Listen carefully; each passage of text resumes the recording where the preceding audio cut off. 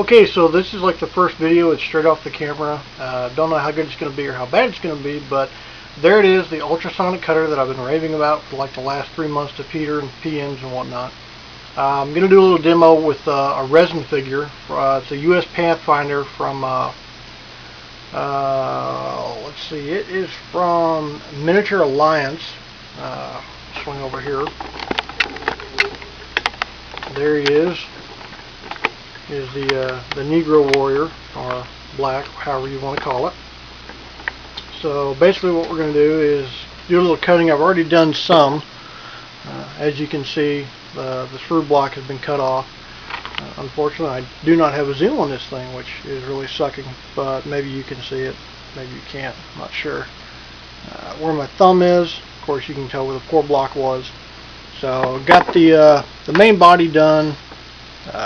Cut out some of the head, which is kind of a tedious one. He's got this really funky bend as he's looking up. Cut out one of the boots and leg portions as well. Gonna have to do some puttying to redo the contours of the leg. But yeah, let's do some cutting. How about it? It's about 11:09 here in Texas. So basically all you're gonna do is, sorry for the shakiness, I'm old, deal with it. So they come with a safety cap, and just simply remove it. Looks like a standard X-Acto blade, but it's a little bit different. Turn your power on, you have your settings here. I usually put it about right in the center. So actually before I start cutting, safety first when working with resin. Standard safety glasses and a respirator. So I'm going to be a little muffled, but you guys can deal with it, I'm sure. Alright, so yeah, let's get cutting.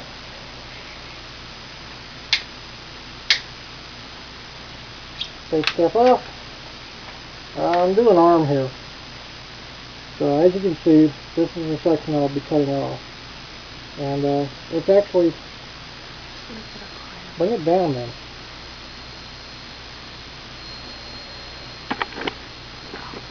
Damn, man. Yeah, the wife is doing the video right now, so if it's shoddy, blame her. So, as you can see, it just slices right through it. One of the things that I love about this thing when cutting with resin, there's no dust. I love that. So the other thing you've got to be careful of is don't cut your fingers. I haven't done it yet, but let's not test it out.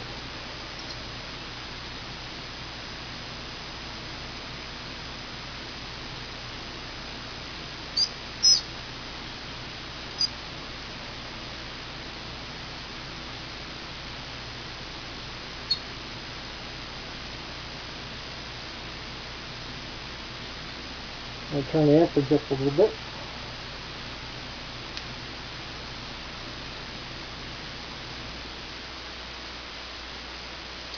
As you can see, it just slices right through it like hot butter.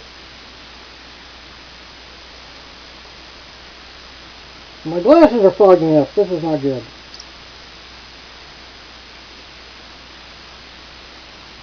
And there you go. I'll tweak that with some files later. Go to another piece real quick. Get the elbow section. You can do curves, all sorts of stuff, and as you see, it just cuts right through it. Thicker pieces take a couple of passes. Now, I don't know if you can see it, but you can see like a vapor coming off. That's one of the reasons why you wear a respirator. This stuff is dangerous. You do not want to breathe this stuff into your system. It's not good for you at all. It's kind of like smoking. Don't do it. Let's go to a thicker piece. This will be his right leg. And as you see, I'm going to try and follow the contours of the pants. Just a quick pass over it.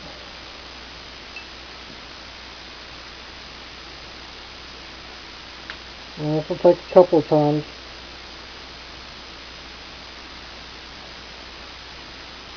Go about 3 on the front, and I'll go to the back side. and do the same thing.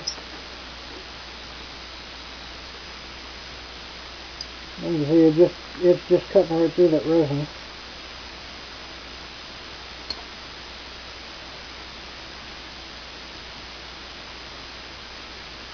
What would have probably taken me an hour to clean this figure up from pour block and everything, probably only going to take me about 10 minutes.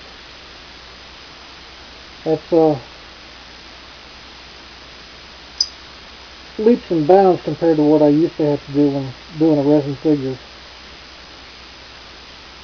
Thing was just, it's quick, it's clean, there's no dust. There, bam, done. Minor cleanups and he's all finished on that. I have noted though, with some plastic, if you turn the amperage up too much, you will get like the heat flange on it from cutting. But you know, it could be worse, I guess. But you know, you just gotta you have to tinker with the setting on it, which is something I've learned over the last couple of days. And I know I said I would get you know, my hands in the way. Said I would get some photos sooner, but I figured, you know, a video would actually be better. What's the time on it? 33 minutes left. You don't want to make it too long. Ow! Don't distract me. I don't want to lose a finger in front of the guys. That would really suck. And then I have to start being called Stumpy or something from the guys. So, I mean, this thing, it was expensive. I will not lie. It's probably the most expensive tool I have in my collection of tools. But I can tell you right now, I personally feel that this was the best investment I had made in my modeling career. Well, I wouldn't call it a career, my addiction. Yeah, that's it.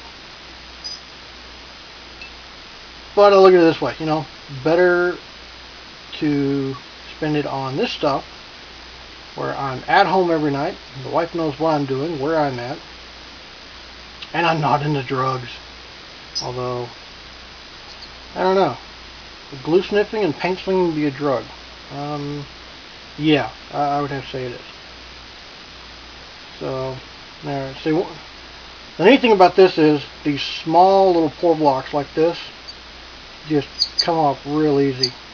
Now, if you hear that humming or that whistling, that's the ultrasonic sound as it's cutting through this stuff.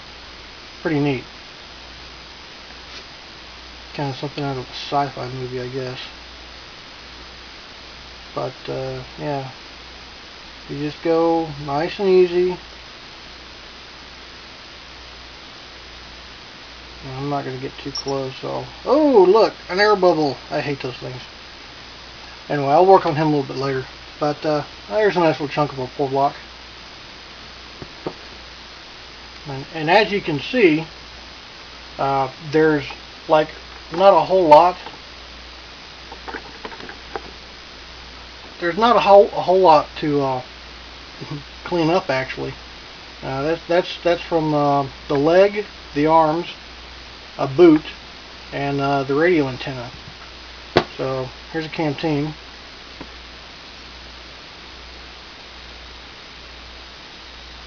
And all I'm doing is just put it in and just pressing down. And there it goes. Nice, flush, a little bit of cleanup and it'll be fine. And in this figure they also give you some white metal stuff. The Car 15, the Alice Pack frame for the radio mount, which I'll clean those up with a metal file instead. Now you get a nice little base. Some grenades, 4 smoke, 4 frag. Here's another canteen. Just whack it off too. So, yeah, sorry my hand gets in the way. This is a little bit unusual to work with. I don't have a decent camera, video camera that is. So we're just using the good old standby camera that I use for all my photo work. And the pour block on the bottom of the Prick 77. And let me tell you, these things were heavy after about 5 miles.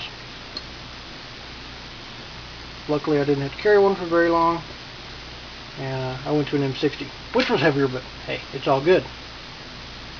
M14 pouches.